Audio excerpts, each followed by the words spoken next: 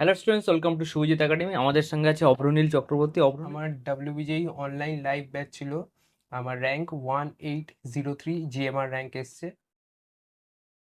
তো অভ্রনীলের গার্জিয়ান এসছে। তো অ্যাজ এ গার্জিয়ানের কি কি রেসপন্সিবিলিটি থাকা উচিত ড্রপ ইয়ার স্টুডেন্টদের সঙ্গে? আমার নাম ইন্দ্রনীল চক্রবর্তী। আমি অবনীলের বাবা। তো ওর পুরো জার্নিটা আমাদের একটু যদি শেয়ার করেন। Hello students, welcome to Subhajit academy. আমাদের সঙ্গে আছে অভ্রনীল চক্রবর্তী। অভ্রনীল চক্রবর্তী আমাদের সেই স্টুডেন্ট যার পুরো স্টোরি তোমাদের কাছে খুব মোটিভেট করবে, আর মোটিভেট করবে, তোমার লাইফে খুব হেল্প করবে, বিকজ ও একজন ড্রপার স্টুডেন্ট। তো ওর সাথে আমরা পরিচয় করব, আর ওকে নিয়ে সব ডিটেলস আমরা ডিসকাশন করব। তো ফার্স্ট অফ অল, তোমার ব্যাচ কি ছিল আমাদের একাডেমিতে, আর তোমার কত র্যাঙ্ক হয়েছে এবার? আমার ডাব্লিউবিজেই অনলাইন লাইভ ব্যাচ ছিল। আমার র্যাঙ্ক 1803 জিএমআর র্যাঙ্ক এসছে। আচ্ছা, তোমার যে র্যাঙ্ক এসছে প্লাস প্রিভিয়াস যে তোমার র্যাঙ্ক ছিল লাস্ট ইয়ারে, ওটা যদি আমাদের কাছে একটু শো করাও, কারণ তোমার লাইফটা আমাদের কাছে অনেক মোটিভেট। কিছু গিফট আছে আমাদের হ্যাঁ, থেকে ওটা। Thank you very much, thank you very তো মাচ। অল দ্য বেস্ট, তুমি আরো বড় হও, ইউনিভার্সিটিতে এক্সপ্লোর করো, একদম স্যার, একদম যেহেতু এক্সপ্লোর করো, একদম স্যার। বিভিন্নভাবে করো, বাট স্কিল হ্যাঁ, ডেভেলপ থেকে শুরু করে সবকিছু একদম স্যার, ওভারঅল গ্রোথ হওয়া উচিত। একদম স্যার। তো অল দ্য বেস্ট স্টুডেন্ট, তোমরা ভালো করে পড়াশোনা করো, তোমাদের নেক্সট ইয়ার যে টার্গেট রইলো। Hello dear students, welcome two Sujit academy. আমাদের সঙ্গে অভ্রনীল চক্রবর্তীর পুরো ইন্টারভিউ তোমরা দেখেছো। তো অভ্রনীলের গার্জিয়ান এসছে। তো অ্যাজ এ গার্জিয়ানের কি কি রেসপন্সিবিলিটি থাকা উচিত ড্রপ ইয়ার স্টুডেন্টদের সঙ্গে, বা কি কি গার্জিয়ানদের করা উচিত, সেটা আমরা ডিসকাস করব। তো আপনার পরিচয়? আমি আমার নাম ইন্দ্রনীল চক্রবর্তী। আমি অবনীলের বাবা। তো ওর পুরো জার্নিটা আমাদের একটু যদি শেয়ার করেন। উম, পুরো জার্নিটা বলতে, ও ফার্স্টে যেই মেন্সের প্রিপারেশনের জন্য ফুললি ফোকাস ছিল। প্রথমে অতটা যে ডাব্লিউবিজেই কে অতটা সিরিয়াসলি নেয়নি। ও ভেবেছিল যেই মেন্স দেবে, ওর ত্রিচি বা ওয়ারাঙ্গলে যাওয়ার খুব ইচ্ছে ছিল, যেগুলো এনআইটি কলেজ আছে। হুম, তো ফার্স্ট অ্যাটেম্প বা সেকেন্ড অ্যাটেম্পে সেরকম রেজাল্ট হয়নি, 90%-এর কাছাকাছি এসছে। বা 90% পেলে জেনারেল ক্যান্ডিডেটের পক্ষে তো যেই মেন্সে কিছু করা সম্ভব নয়। না। তো সেক্ষেত্রে যখন ওটা হয়নি প্রথমবার, ইয়েতে ও হুম। খুবই ডিসঅ্যাপয়েন্ট হয়ে গেছিল। আচ্ছা। তো আমরা তখন বলেছিলাম কোনো ব্যাপার না, তুই তো ভালো করে পড়াশোনা করছো, তো কোনো অসুবিধা নেই, তুমি আরেকটা নেক্সট টাইম নেক্সট আরেকটা অ্যাটেম্প করো। তো জানুয়ারির পরের থেকে কি কি ওর লাইফে চেঞ্জ বা কি কি ডিসিশনও নিয়েছিল? জানুয়ারির পর থেকে ও এটা ঠিক করেছিল যে এবার আমাকে ডাব্লিউবিজেইটা নিয়েই ফোকাস করতে হবে। হুম। তো ওইটা যখন ভেবেছি, আমি একদিন রাত্রিরে অফিস থেকে এসেছি, তখন বলে, বাবা আমাকে, আমি শুভজিৎ একাডেমিটা কদিন ফলো করছি, তুমি আমাকে ওখানে ভর্তি করে দাও। তো আমি তখন কোনো সেকেন্ড থট নিইনি, আমি সঙ্গে সঙ্গে ওকে ওখানে ভর্তি করে দিয়েছি। আপনি কেন সেকেন্ড থট নেননি? অ্যাকচুয়ালি গার্জিয়ানরা তো কারণ অনেক কিছু ভাবে। হ্যাঁ, ভাবি, কিন্তু আমি জানি আমার ওর প্রতি একটা কনফিডেন্স ছিল, মানে ও যেখানে কমফোর্টেবল, মানে ও যেখানটা থেকে দেখে বুঝতে পারছে যে হ্যাঁ, আমার এখান থেকে আমি কিছু নিতে পারবো, ও তবেই গিয়ে আমাকে বলেছে। মানে দুমদাম ও কখনো আমাকে হুম। কিছু বলে না। মানে খুব দরকার না থাকলে ও কিন্তু জেনারেলি, বা এটা ভর্তি করে দাও, ওটা ভর্তি করে দাও, জেনারেলি আমাকে কখনোই বলেনি। তো এক্ষেত্রেও তাই হয়েছে, যে ও যখন বলছে তখন আমি বুঝেছি নিশ্চয়ই ওর এটা দরকার আছে। আর ওকে ডাব্লিউবিজেই এর জন্য ওকে, কারণ ডাব্লিউবিজেই কোনো কোচিংও নেয়নি হ্যাঁ, কোথাও। ও আমাকে বলছিল, তুমি কি একটা বলছিলে না ডব্লিউবিজেই রিলেটেড ওই টাইপের কোশ্চেন কোথাও নেই? একদম তো একদম। ওটা কি হয়েছিল মানে তোমার? কোনো রকম ডাব্লিউবিজেই রেলিভেন্ট কোনো কন্টেন্ট নেই, আমি একটা জায়গায় পেয়েছিলাম, সেটা আচ্ছা, হচ্ছে শুভজিৎ একাডেমি। ওটাই তুমি রিলায়েবল ছিলে, তার জন্য তুমি বাবাকে একদম একদম বলছিলে যে বাবা একটা লাগবে। একদম। তো তারপরে ব্যাচ নেওয়ার পর ও কিভাবে পড়াশোনা করেছে? তারপর ও ও অন্য কোথাও কোচিং এ বা কিছু করতো, না না, পুরো না, আমার না, উপর না, রিলায়েবল না, না, ছিল? না, আর কোথাও করেনি। শুধুমাত্র আপনার এখানেই করেছে, এবং পুরোপুরি মানে এই যে জানুয়ারি থেকে এই যবেতে এই মে পরীক্ষাটা পর্যন্ত? হয়েছে মে পর্যন্ত, পুরো জার্নিটাতেই ও কিন্তু আপনার পুরো কোচিং এ অ্যাসিস্ট্যান্ট নিয়ে করে গেছে পুরোটা। কখনো কখনো আমার হয়তো একটু হুম। কনফিডেন্স এসেছে যে শুধু এইটা করছে হবে তো, যে তারপর? যদি এটা আরো একটা বার ছিল, এটা ছিল লাস্ট চান্স। হুম। কারণ এটা না দিলে তো, মানে না, এটা আর আর কোনো কিছু ওর না, হাতে না, না, অপশন না। ছিল না। হুম।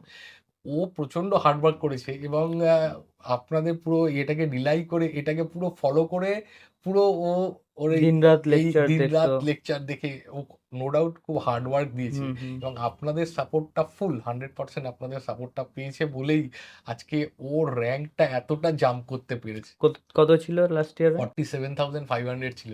আচ্ছা। সেখান থেকে 1803। আপনাকে দেখলাম আপনি ওই আগের র্যাঙ্ক কার্ডটাকে খুব আমি যত্ন করে সেই জন্য রেখেছেন। যত্ন করে রেখেছি। যে ছেলে 47,500 র্যাঙ্ক করেছিল লাস্ট ইয়ার, হুম। সে এই ইয়ারে 1803 র্যাঙ্ক করেছে।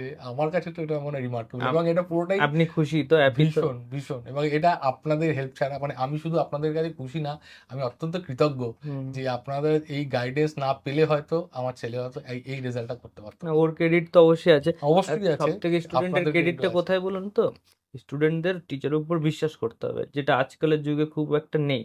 মানে ওরা ফ্রিকোয়েন্টলি টিচার চেঞ্জ হ্যাঁ, করে। এইটা কিন্তু আমি দেখেছি। আমার ছেলে কিন্তু এই জিনিসটা কখনো করে না। মানে কোনোদিনও একবারের জন্য বলেনি। হয়তো আমি জিজ্ঞেস করেছি, "কিরে হুম ঠিকঠাক হচ্ছে তো?" বলছে, হ্যাঁ বাবা একদম ঠিক হচ্ছে।" আমি কোনো আমি জাস্ট, আমি হুম তো হুম। আমি তো আর টেকনিক্যাল ব্যাপারটা হ্যাঁ হ্যাঁ, ডেপথে ঢুকতে কি পারবো না। জিজ্ঞেস করতেন হ্যাঁ, ছেলেকে? আমি বলতাম যে, "কিরে কোনো অসুবিধা হচ্ছে না তো? কি মনে হচ্ছে, হয়ে যাবে তো?" ও বলছে, "হ্যাঁ বাবা হয়ে যাবে। তোমার ঠিক লেকচার আছে।" দেখতে দেখতে কোনোদিন মনে হয়নি যে এটা সাফিসিয়েন্ট নয় বা আমার আরো না কিছু না লাগবে? না।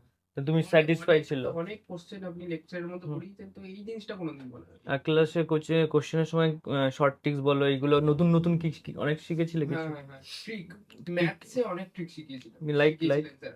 কিরকম? মানে যেমন একটা লিমিটের কোশ্চেনে ওই ট্রিকটা, ক্যালকুলাস বলো, লিখে। ক্যালকুলাসের R/n ফরম্যাট একটা ট্রিক শিখিয়েছিলেন, হুম হুম। ওটাও শিখিয়েছিলেন। এরকম এরকম অনেক, আরো ফিজিক্সে মানে অনেক ওই কিছু লাস্ট শিখিয়েছিলেন। 4 to 5 মান্থে তুমি অনেক কিছু নতুন শিখেছো। একদম স্যার, অনেক কিছু হুম, শিখিয়েছিলেন। ওর জন্য তোমার হয়তো ডাব্লিউবি এক্সাম। ওরিয়েন্টেড অনেক কিছু শিখিয়েছিলেন। এগুলো কোশ্চেন খুব ফাস্ট ক্র্যাক করিয়ে দেয়। হুম। তোর তোমার কন্টেন্টটা খুব কম থাকে। তো স্টুডেন্ট যে অলরেডি ও একটা জায়গায় চলে গেছে, মানে আপনাদের হয়তো বা এটা খুব খুশি, ঠিক আছে। আর ওর অ্যাচিভমেন্টটাকে একসেপ্ট করতে হবে। মানে একদম, ওই 47,000 থেকে তো গার্জিয়ান এক্সপেক্ট করতে হয় না আমার ছেলে এক র্যাঙ্ক করবে। একদম, একদম, তো 47,000 থেকে 4,700 না, ও 1,800 র্যাঙ্ক করেছে। একদম স্যার, একদম। তো এটা, এটা অনেকটাই হ্যাঁ, বেশি। এটা হ্যাটস অফ ওকে। এর জন্য ফুল ক্রেডিট ওর। ও হুম। যে ডেডিকেশন নিয়ে করেছে সেটা, মানে আমরা তো দেখেছি যে ফুল ডেডিকেশন, মানে do or die. Do or die.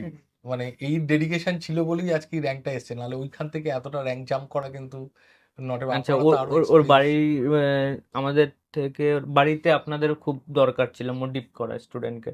Guardian অনেক সময় খুব আপসেট হয়ে যায় যে আমার ছেলে মেয়ের কি হবে কি হবে।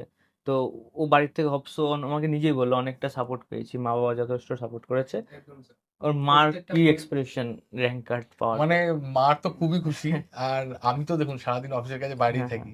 মানে মেইনলি মা, আর আমার থেকেও বেশি ওর মা ওকে সাপোর্ট করেছে। আর ওর মা মানে দেখেছে ওর মোটিভেট করে। স্ট্রাগলটা। আর ওর মার সারাদিন থেকে মা দেখেছে। হ্যাঁ। কাজে আমি তো আমার পক্ষে যতটা আমি করেছি, কিন্তু ওর হুম মা একদম মানে পুরো ওর সঙ্গে সব সময়। ও যখনই ডিমোটিভেটেড হয়েছে, হুম। অনেক সময় এরকম হয়েছে, একটু ডিমোটিভেট হয়ে গেছে, ফার্স্ট্রেটেড হয়ে গেছে, তখন মা ওকে যেভাবে গাইড করেছে, ওকে মোরাল সাপোর্ট দিয়েছে, বুস্ট আপ করেছে, মানে হ্যাটস অফ, মানে হুম সব দিক থেকে। হুম। মানে রাত্তিরে ও 4টে 5টা পর্যন্ত পড়ছে, ওর মা অনেক সময় জেগে বসে আছে ওর আচ্ছা সাথে। আচ্ছা। মানে আমার যেহেতু অফিস আছে হ্যাঁ আমি হ্যাঁ, না পারতাম না। করতেই হবে। তো ন্যাচারালি আমার পক্ষে, গার্জিয়ান অনেকটাই করে। হ্যাঁ, মানে সেদিক থেকে ওর মাকেও হ্যাটস অফ যে হুম। যেভাবে মোরাল সাপোর্ট, মোরাল বুস্টিংটা, মানে কি একটা স্টুডেন্টকে এই মা-বাবার এই সাপোর্টটাই দরকার। দরকার তো। তাহলে ওরা তো হার্ড ওয়ার্ক, এটা তো আমি নিজের আপনি চোখেই দেখতে হ্যাঁ, পাচ্ছি, ওরা হার্ড গার্জিয়ান ওয়ার্ক যারা করছে। আছে নেক্সট ইয়ারে অনেক স্টুডেন্ট আমাদের কাছে অ্যাডমিশন নিয়েছে, অফলাইনে বলুন অনলাইন। তো গার্জিয়ানদের কি কি রেসপন্সিবিলিটি থাকা উচিত আপনি যদি মানে বলেন? যা কিছুই হোক, রেজাল্ট যেমনই হোক, মানে ফেলিওরটাকে অ্যাকসেপ্ট করতে হবে। আর মানে সবসময় স্টুডেন্টকে বুস্ট আপ করতে হবে। ও যেন কখনো মরালি ডিপ্রেস না হয়ে যায়। হুম এটা হচ্ছে মেন কাজ। এই কাজটা যদি ভালোভাবে করা যায়, তাহলে আমার মনে হয় একটা স্টুডেন্ট অনেক বেটার করবে। মানে ওদের হুম। মধ্যে সেই ক্যাপাসিটি আছে। শুধু ওদেরকে একটু মোরাল সাপোর্ট করতে হবে। এই সাপোর্টটা যদি প্রপার থাকে, তাহলে আমার মনে হয় স্টুডেন্ট ঠিকই পড়াশোনার হার্ড এগিয়ে ওয়ার্কিংটা যাবে। আপনি কি মনে করেন? ফিজিক্যাল হার্ড ওয়ার্কিং আর এদের পড়ার মেন্টাল হার্ড ওয়ার্কিং, দুটোর মধ্যে কি ডিফারেন্স? দুটোর একটা, আমার মনে হয় দুটোরই একটা কম্বিনেশন আছে। ফিজিক্যাল হার্ড ওয়ার্কও করতে হবে, মেন্টাল হার্ড ওয়ার্ক করতে হবে, তার সঙ্গে প্রপার গাইডেন্স। এই হুম। ৩টে যদি ঠিকঠাক হয়, ফিজিক্যাল ওয়ার্ক, মেন্টাল ওয়ার্ক আর প্রপার গাইডেন্স, তাহলে যেকোনো ছেলে মোটামুটি ভালো র্যাঙ্ক ভালো করতে। র‍্যাংক করতে পারবে। ঠিক আছে, ও বাউন্স ব্যাক করেছে লাস্ট ইয়ার থেকে এবছরে। তো আমাদের কাছে এটা খুব একটা ভালো অ্যাচিভমেন্ট যে 47,000 র্যাঙ্ক করা স্টুডেন্টকে আমরা 1,800-এ কনভার্ট করেছি। তো অল দ্য বেস্ট। তো থ্যাংক বড় ইউ হও, ভেরি মাচ। যাদবপুরে হয়ে যাক। Thank you sir, thank you very আপনাদের মাচ। আসার জন্য থ্যাংক ইউ, ধন্যবাদ। তো thank you all the sir. Best student and guardian যারা আছেন।